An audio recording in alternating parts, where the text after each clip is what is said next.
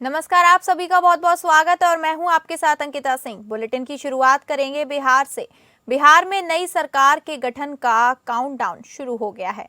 18वीं बार विधानसभा से जुड़ी अधिसूचना आज जारी होगी। सोमवार से पूरी प्रक्रिया आधिकारिक तौर पर तेज होने जा रही है। इसी के साथ विधानसभा चुनाव को लेकर लागू आदर्श आचार संहिता भी खत्म हो जाएगी। वहीं पटना के गांधी मैदान में शपथ कार्यक्रम की तैयारियां तेज हो गई हैं। प्रधानमंत्री नरेंद्र मोदी भी शपथ ग्रहण समारोह में शामिल होंगे, जिसके आधार पर 19 या 20 नवंबर की तारीख लगभग तय मानी जा रही है। चुनाव आयोग आज बिहार के राज्यपाल को 18वीं विधानसभा के परिणामों की औपचारिक जानकारी देगा। इसी अधिसूचना के साथ विधानसभा चुनाव को लेकर लागू आदर्श आचार संहिता भी समाप्त हो जाएगी। सोमवार को नीतीश कुमार अपने कैबिनेट की बैठक करेंगे। इस बैठक में 17वीं बार विधानसभा को भंग करने का प्रस्ताव पास किया जाएगा। इसके बाद मुख्यमंत्री नीतीश कुमार राज्यपाल से मिलकर अपना इस्तीफा सौंपेंगे। यह इस्तीफा नई सरकार का रास्ता साफ करेगा। नीतीश कुमार के इस्तीफे के बाद एनडीए के सभी घटक दलों की विधानमंडल दल की बैठक होगी। इस बैठक में एनडीए का नेता चुना जाएगा। एनडीए का नेता चुने जाने के बाद राज्यपाल के पास सरकार बनने का दावा पेश किया जाएगा।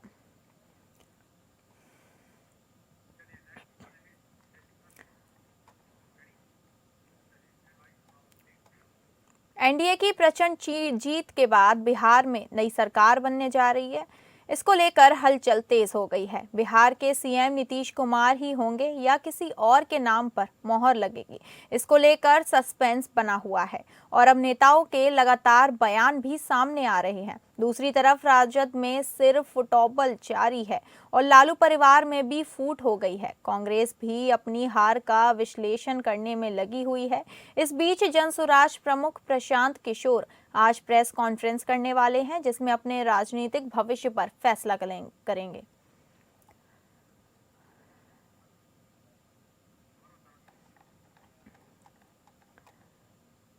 आपको बता दें, एनडीए की प्रचंड जीत के बाद बिहार में नई सरकार बनने को लेकर हलचल तेज हो गई है। बिहार के सीएम नीतीश कुमार ही होंगे या नहीं, किसी और के नाम पर मोहर लगेगी, इसको लेकर सस्पेंस बना हुआ है और नेताओं के बयान लगातार सामने आ रहे हैं। दूसरी तरफ राजद में फिर फिटौबल जारी है और लालू परिवार में भी फूट हो गई है। कांग्रेस भी अपनी हार का विश्लेषण करने में लगी हुई है। इस बीच जनसुराज प्रमुख प्रशांत किशोर आज प्रेस कॉन्फ्रेंस करने वाले हैं, जिसमें अपने राजनीतिक भविष्य पर फैसला करेंगे।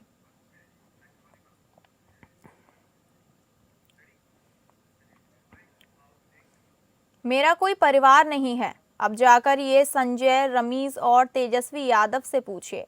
वहीं लोग हमको निकाला है परिवार से।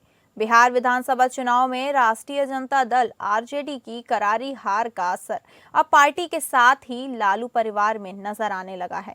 लालू यादव की बेटी और तेजस्वी यादव की बहन रोहिणी आचार्य ने पहले सोशल मीडिया पर खुद को लालू यादव परिवार और राजनीति से अलग करने का ऐलान कर दिया और फिर एयरपोर्ट पर परिवार से अलग होने वाले और चप्पल उठाए जाने वाला बयान देकर पटना के सियासी गलियारों में हड़कंप मचा दिया।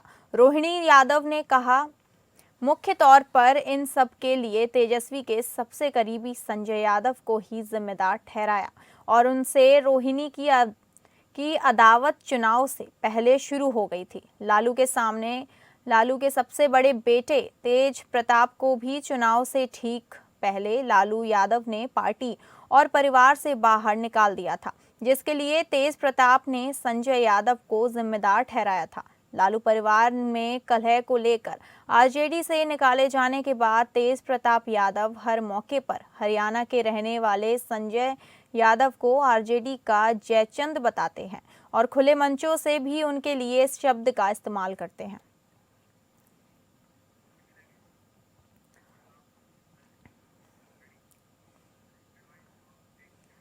रोहिणी आचार्य ने 15 नवंबर को राजनीति छोड़ने और अपने परिवार से संबंध समाप्त करने की बात कही। उन्होंने संजय यादव और रमीज पर दबाव डालने का आरोप लगाया, जिसके बाद अब लालू के बड़े बेटे लाल तेज प्रताप यादव का गुस्सा भड़क उठा है। इसके साथ ही उन्होंने पिता लालू यादव से संकेत भी मांगे। दरअसल बिहार चुनाव के ठीक एक दिन बाद यानी 15 नवंबर को लालू परिवार में एक और टूट गई।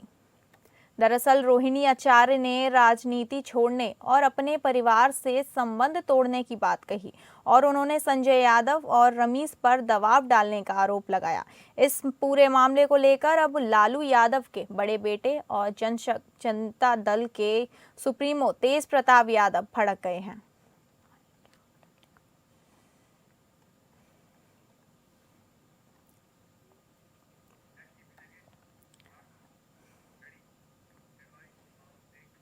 यूपी सरकार ने ग्रेटर नोएडा दादरी के चर्चित अखलाक हत्याकांड के आरोपितों के खिलाफ चल रहे मुकदमे वापस लेने की प्रक्रिया शुरू कर दी है।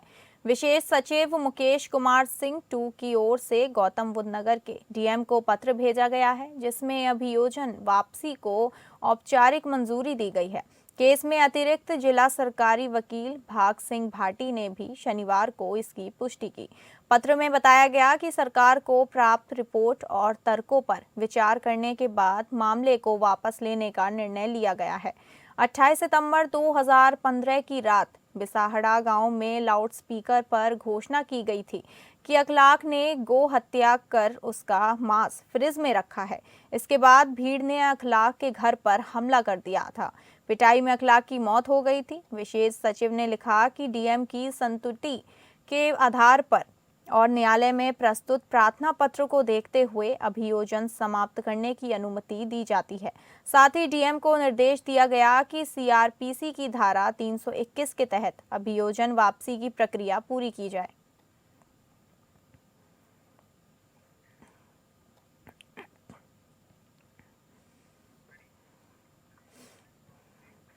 झारखंड राज्य के 25वां स्थापना दिवस पर राजधानी रांची के मोराबादी मैदान में 2 दिवसीय समारोह के दूसरे दिन आज भव्य सांस्कृतिक कार्यक्रम का आयोजन किया जाएगा।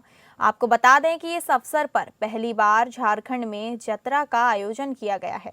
ये यात्रा डोरंडा से शुरू होकर कचहरी चौक होते हुए जेल पार्क में समाप्त होगी। जानकारी के अनुसार जतरा में लगभग 4000 कलाकार राज्य की विविध सांस्कृतिक झलक पेश करेंगे। वहीं शाम को मोरहाबादी मैदान में भव्य ड्रोन शो आयोजित किया जाएगा, जिसमें धरती आबा भगवान बिरसा मुंडा की जीवन गाथा और झारखंड की समृद्ध संस्कृति को आकर्षक दृश्यों के माध्यम से प्रदर्शित किया जाएगा। इसके अलावा सांस्कृतिक कार्यक्रम में राज्य के पारंपरिक विधाओं का समावेश करते हुए राज्य के समृद्ध कला संस्कृति प्रदर्शित किया जाएगा, जिसका थीम रिदम ऑफ फॉक होगा।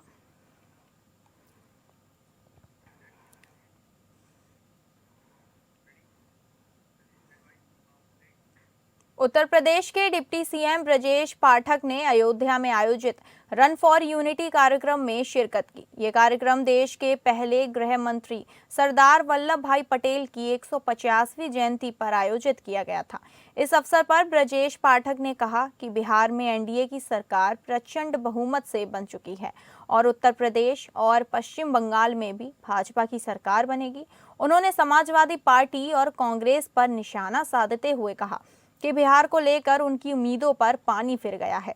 ब्रजेश पाठक ने कहा कि बिहार और यूपी के लोग जाति धर्म से ऊपर उठकर पीएम मोदी और एनडीए के साथ हैं। उन्होंने दावा किया कि यूपी में 2027 के चुनाव में 2017 जैसा इतिहास दोहराया जाएगा और 325 से अधिक सीटें जीतेंगे। अखिलेश यादव के आरोपों पर उन्होंने कहा कि समाजवादी पार्टी के पास में गुंडई और अराजकता के अलावा कोई काम नहीं है। ब्रजेश पाठक ने बिहार चुनाव में एक भी मतदाता की शिकायत न होने पर चुनाव आयोग के कार्यों की सराहना की। उन्होंने अयोध्या में 25 नवंबर को होने वाले ध्वजारोपण को लेकर कहा कि रामलला का मंदिर बन चुका है और सबसे बड़ी और ऊंची पताका फहराई जाएगी।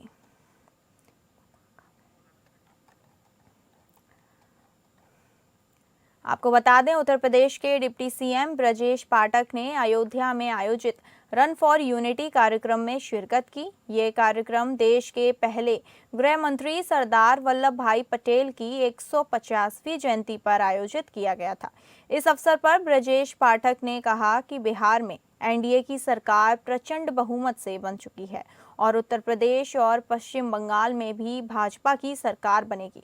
उन्होंने समाजवादी पार्टी और कांग्रेस पर निशाना साधते हुए कहा कि बिहार को लेकर उनकी उम्मीदों पर पानी फिर गया है। ब्रजेश पाठक ने कहा कि बिहार और यूपी के लोग जाति धर्म से ऊपर उठकर पीएम मोदी और एनडीए के साथ हैं। उन्होंने दावा किया कि यूपी में 2027 के चुनाव में 2017 जैसा इतिहास दोहराया जाएगा और 325 से अधिक सीटें जीतेंगे। अखिलेश यादव के आरोपों पर उन्होंने कहा कि समाजवादी पार्टी के पास एक गुंडे और अराजकता के अलावा कोई काम नहीं है। जयेश पाठक ने बिहार चुनाव में एक भी मतदाता की शिकायत न होने पर चुनाव आयोग के कार्यों की सराहना की। इतना ही नहीं, उन्होंने अयोध्या में 25 नवंबर को होने वाले ध्वजारोपण को लेकर कहा कि रामलला का मंदिर बन चुका है और सबसे ऊंची पताका फहराई जाएगी।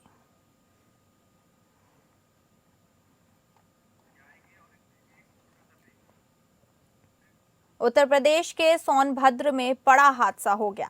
यहां ओबरा के बिल्ली मारकुंडी में माइनिंग के दौरान 15 मजदूर फंस गए। अब तक एक मजदूर का शव बरामद किया गया है। बताया जा रहा है कि खदान के अचानक ढहने से मजदूर माइन में ही दब गए। हादसे की जानकारी मिलते ही एनडीआरएफ और एसडीआरएफ की टीमें दुर्घटना स्थल पर पहुंची और बचाव कार्य में जुट गई। मजदूरों को खदान में निकालने के लिए बुलडोजर की मदद ली जा रही है ताकि सभी को जल्द से जल्द सुरक्षित बाहर निकाला जा सके।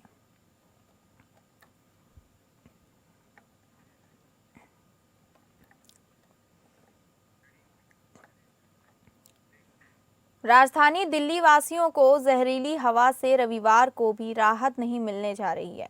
प्रदूषण नियंत्रण कंट्रोल के मुताबिक तड़के सुबह AQI 551 रिकॉर्ड दर्ज किया गया, जो अभी भी हैजर्ड श्रेणी में है। इसकी बड़ी वजह हवा में PM 2.5 और PM 10 कणों में जहरीले कण मिलने से है। हवा की रफ्तार बेहद धीमी है, जिसकी वजह से स्थिति और बिगड़ रही है। एक अनुमान में इसे 12 सिगरेट पीना माना जा रहा है, जो फेफड़ों के लिए बहुत ज्यादा नुकसानदेह है। वहीं मौसम विभाग के मुताबिक न्यूनतम तापमान में गिरावट जारी है, जिस वजह से न्यूनतम तापमान 11 और अधिकतम 24 डिग्री सेल्सियस रहने का अनुमान है। इसके अलावा सुबह शाम धुंध और कोहरे का असर रहेगा, जिसके चलते विजिबिलिटी प्रभावित होगी।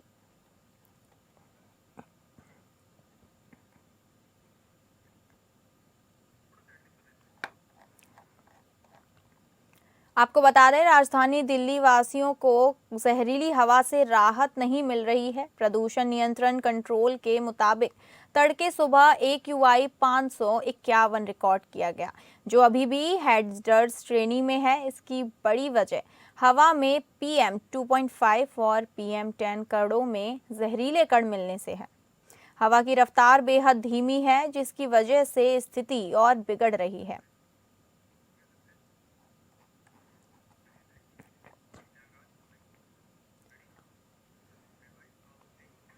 इलाहाबाद हाईकोर्ट ने जमानत याचिका दायर करते हुए अधिवक्ताओं द्वारा पूरे दस्तावेज नहीं दाखिल किए जाने तथा डिजिटलीकरण प्रक्रिया की कमियों को गंभीरता से लिया।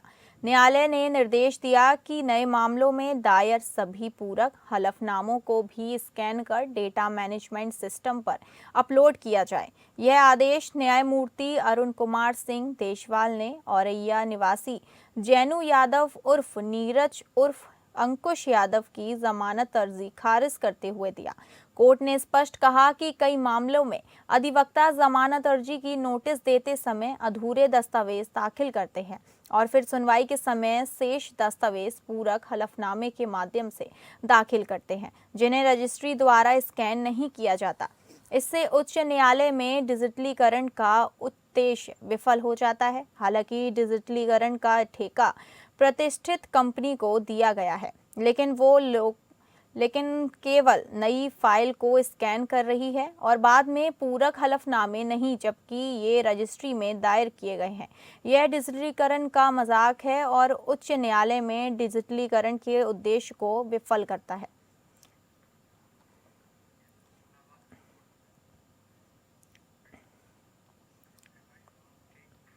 इलाहाबाद हाईकोर्ट ने एक आदेश में कहा है कि ट्रायल कोर्ट अपने फैसले या तो पूरी तरह हिंदी में लिखे या पूरी तरह अंग्रेजी में।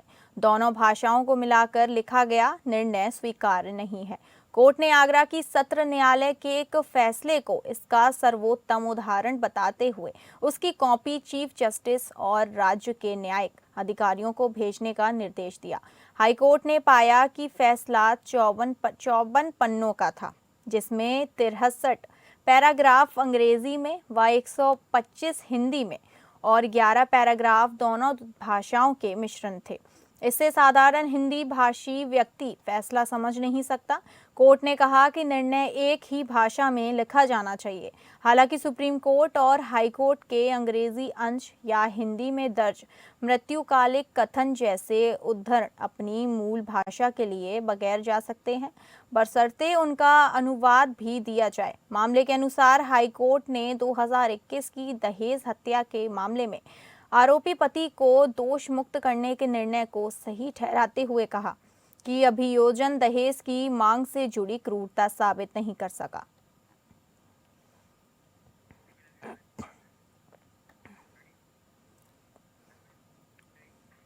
छत्तीसगढ़ की राजधानी रायपुर के मंत्रालय भवन में मुख्यमंत्री विष्णुदेव साय की अध्यक्षता में कैबिनेट की बैठक बुलाई गई, जिसमें कई महत्वपूर्ण निर्णय लिए गए। मंत्री परिषद ने खरीफ एवं रबी विपणन मौसम में दलहन तिलहन फसल के उपार्जन के लिए पूर्व वर्ष की भांति प्रधानमंत्री अन्नदाता आय संरक्षण अभियान प्राइस सपोर्ट स्कीम के तहत उपार्जन किए जाने का निर्णय लिया है। शहीद वीर नारायण सिंह अंतर्राष्ट्रीय क्रिकेट स्टेडियम नवा रायपुर अटल नगर को शीर्घकालीन पूर्णता संचालन और विकास कार्यों के लिए छत्तीसगढ़ राज्य क्रिकेट संघ को अनुबंध के अनुसार लीज पर देने का निर्णय लिया है।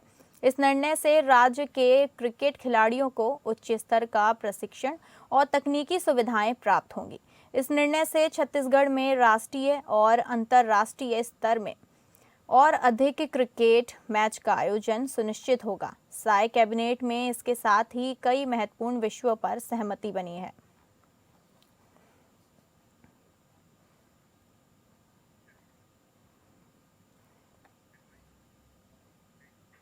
फिलहाल इस बुलेटिन में इतना ही। नमस्कार।